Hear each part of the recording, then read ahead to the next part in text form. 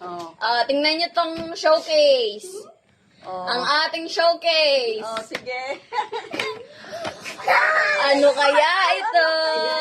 Ano kaya yun? Ano kaya yan? Ano yan? Uy! O, ingatan, baka malaglag. Tag-isa kami cellphone. Teka mo lo. Buksan na natin ng cellphone. Kay Lolo. Dan.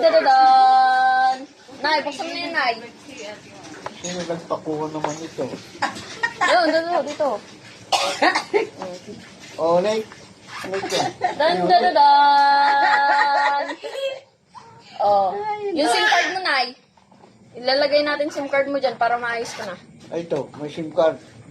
Siyempre, Oh. binilang kita SIM card para magtawagan kayo ni Nanay. Hello!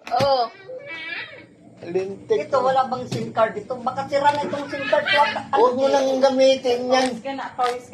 Ayos pa yung SIM card mo na, yung cellphone lang yung sira. Cellphone na pinipilit pa. May ilaw ba ito? Meron. Ano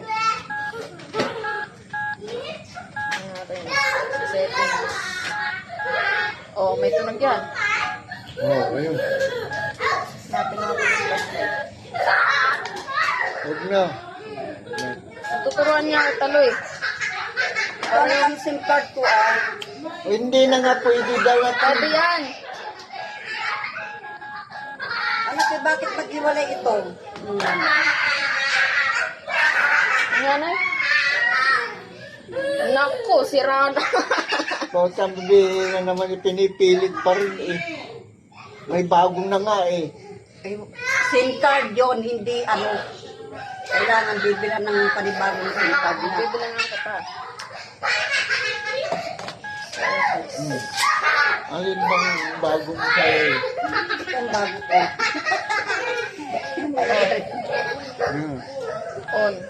On.